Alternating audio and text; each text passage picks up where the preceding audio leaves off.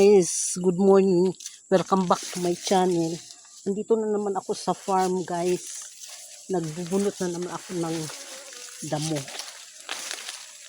Ayan. Marami kasing damo guys. At saka linilinis itong tambo.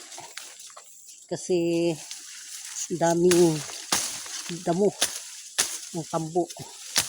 Ayan guys.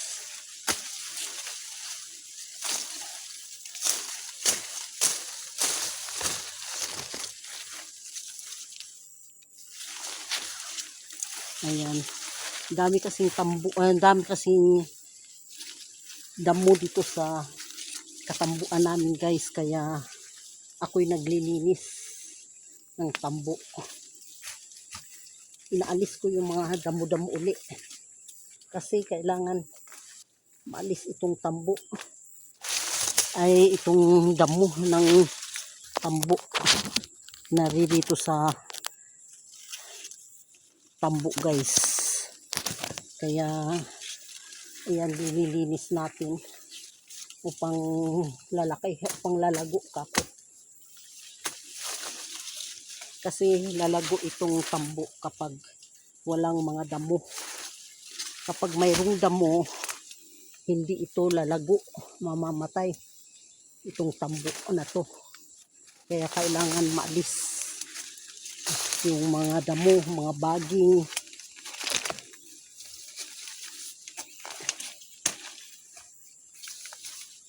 Dami kasing baging guys. Oh. Daming baging. Daming damo. Ito ang hanap buhay namin dito guys. Yung maglilinis kami ng tambo. Naalis namin yung mga damo ng tambo upang lalago itong tambo. Kasi kapag hindi ito naalis itong yung mga damo, ikako tiyak na mamamatay itong tambo namin. Kasi tatakpan ng damo at saka baging. Kaya yan guys.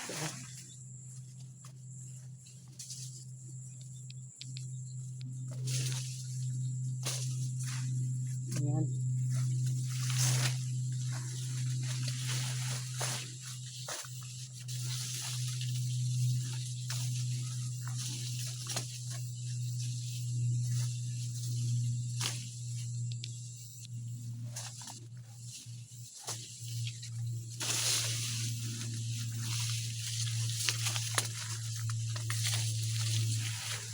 Ayan, daming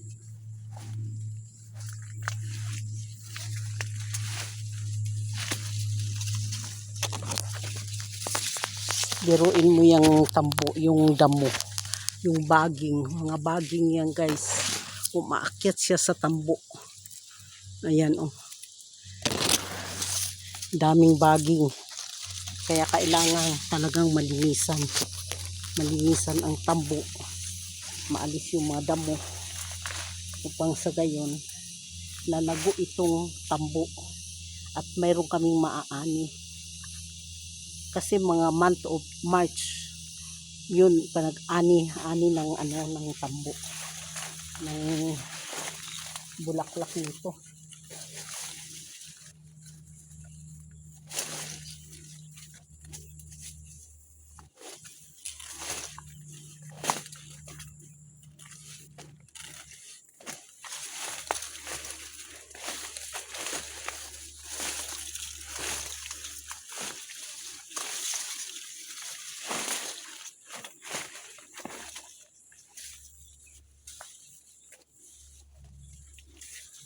Guys, ito ang pangkaraniwan namin ginagawa, maglilinis ng tambo.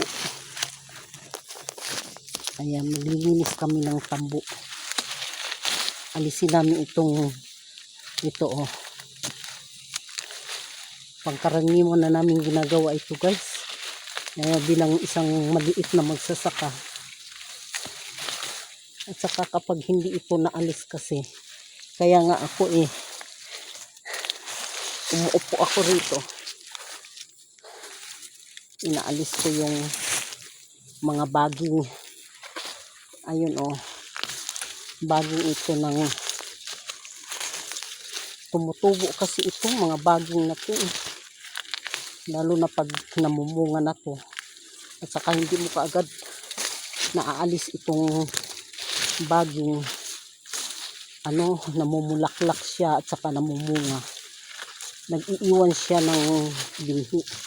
Kaya pag tag-ulan, ang daming tumutubo na baging dito sa tambo.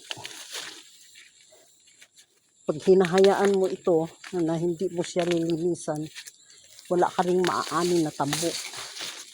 Kaya kailangan din linisan ito upang sa gayon mayroon kang maani. Kaya ganito ang pangkaraniwan namin ginagawa, guys. Hirap din.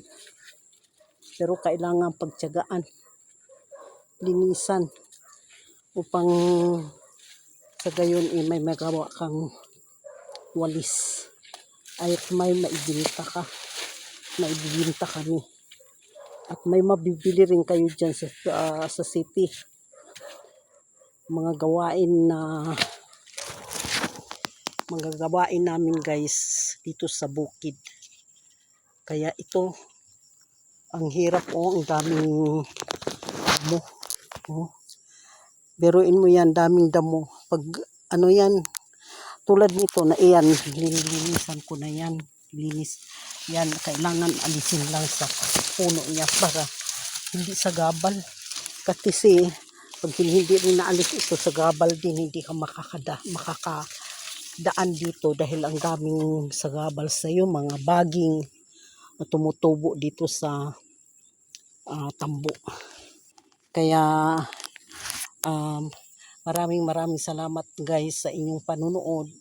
At saka kung nanood kayo itong munti kong channel, itong munti kong mga vlog, paki-like naman, guys, paki-thumbs up, paki-comment naman.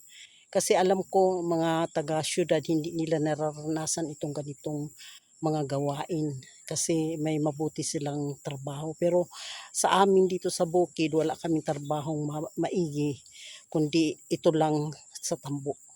Nagtatambo kami, gumagawa kami ng walis. Maliliit kami magsasaka, guys. Pag may kunting sakahan, yan tinatamna namin kasi ito ang produkto dito sa aming bayan at binibili ng mga buyer, malalaking buyer dyan sa Maynila at ibinibinta dyan sa Maynila yung mga walis tambo. Kaya maaring ikaw rin kahit nanonood ka sa akin, maaring ikaw rin isa kang nakabili ng tambo. Yan, guys, galing sa amin yan.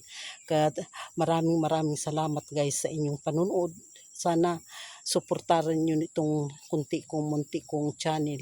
Kahit na medyo may katandaan ako, nagbablog pa rin ako upang makita ng sambayanan ng Pilipino na ganito pala kahirap ang gawaing walis tambo. Yan, guys. Maraming salamat. Thank you so much, guys, for your support. Thank you. Maraming salamat. Maraming salamat, guys, sa inyong suporta.